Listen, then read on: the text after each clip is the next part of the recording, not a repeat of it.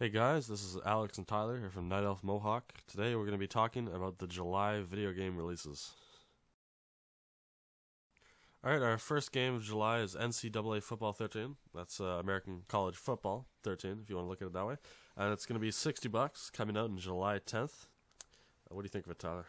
Well, I mean, it's nothing special. The game's been running for, I don't know how long now, since 98, so coming up on 15 years. Yeah, so it's not exactly a huge release, it's an annual release, but this year, no huge gameplay differences, just some better animations and AI, it looks like.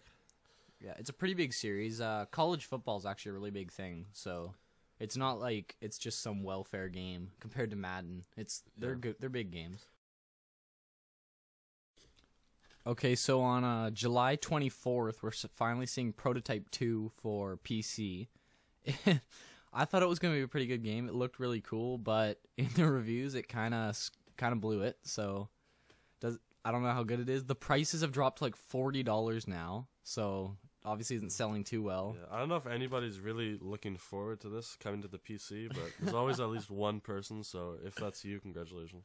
Yeah, it's gonna come out at $49.99 on the PC. So also, if you don't want to pay a full $60, it's a good game to go check out.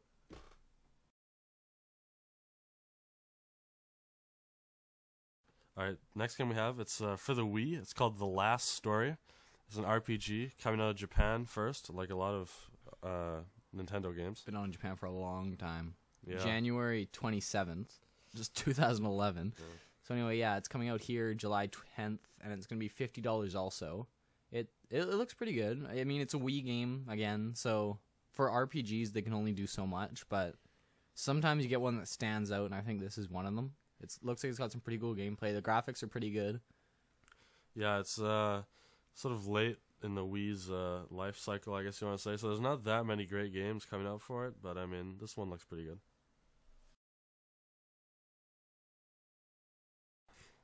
Alright, our first 3DS game, we have Kingdom Hearts 3D Dream Drop Distance. Comes out on July 31st. Tyler, what do you think of this? It looks alright. It doesn't. It's not like my kind of game, but it looks like for anyone who's into these kind of games, Disney, and especially for younger people, it's going to be priced at $39.99 when it comes out. It's a action role playing game. The cutscenes and stuff look pretty kind of wimpy, but the actual gameplay looks like it gets into some good action. Also, I just want to ask, I wonder why every single 3D game feels the need to put 3D somewhere in their title. It's cool. It's not just Kingdom Hearts Dream Drop Distance, it's Kingdom Hearts 3D. Like, that makes it better. Because you got to let people know they don't expect it to be 3D on the 3DS.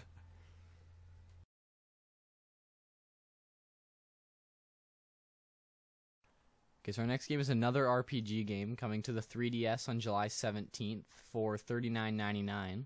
It almost just looks like kind of a slow version of Diablo, like a really slow version of Diablo. Kind of got like some hack and slash to it. What do you think, Alex? Well, I mean, yeah, it does look a lot like Diablo, but I mean, I'm sure it's not exactly the same. Some different things, but yeah. Yeah, some of the features are really similar. Like the dungeons, like Diablo, like they're different every time, so you can play something over and over, and you'll get different dungeon layouts every time. Yeah, and apparently you can play co-op too. If you look at the trailer, you can play co-op with I think 4 people. So yeah, it looks like basically the closest thing I've seen so far. If you're looking at Diablo, if you like that kind of game, this is about the closest thing so far for the 3DS. Don't forget, it's in 3D.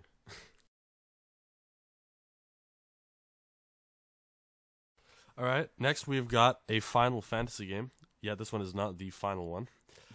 It's called Theatrhythm Final Fantasy. Comes out on July 3rd. What do you think about this game, Tyler? It looks pretty good. It's $39.99 yet again. Seems to be the 3DS pricing, so it's not like it's too expensive. But Final Fantasy has got to give up. Like, they make way too many games. Now they're just doing spin-offs.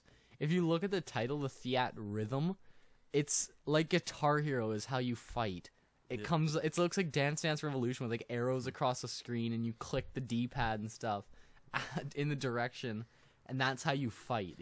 Your guys attack when you do that. Yeah, I don't know if that's a completely original concept that they came up with, or if they maybe borrowing that from Rock Band or Guitar Hero, but it's kind of seems just like an unnecessary game. Let's like, just say Final Fantasy died years like ago. it seems like they just needed a game for the 3DS. Then like, okay, let's just do this. Yeah.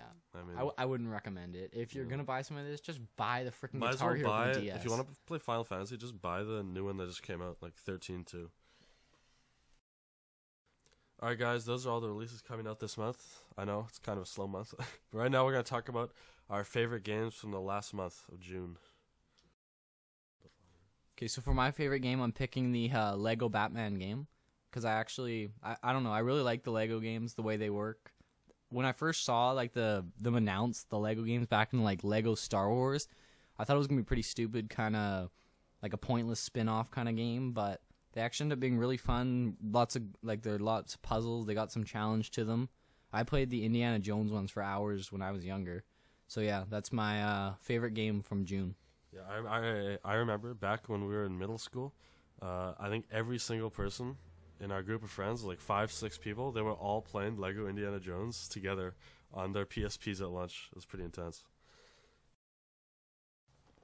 Alright, my pick of the month is going to be Gravity Rush. I don't own a Vita, so I couldn't pick it up, but I looked at some of the reviews and things like that, and unlike Inversion, it's pretty similar to Inversion, but unlike Inversion, it actually is good, apparently.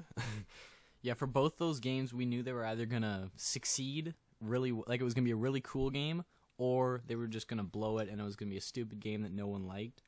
Inversion blew it. The reviews were like 5. It barely on passed. Metacritic, it's got a 51. It barely passed. But Gravity Rush on Metacritic has like an 84, so I mean, yeah, Gravity Rush did it right, Inversion didn't. I don't like normally just completely basing games off of reviews, but when a game's got a 51 on Metacritic, that's kind of saying something. Alright guys, thanks for watching our July video game releases. Don't forget to check back next month for our August ones. Like and subscribe. We'll see you next time.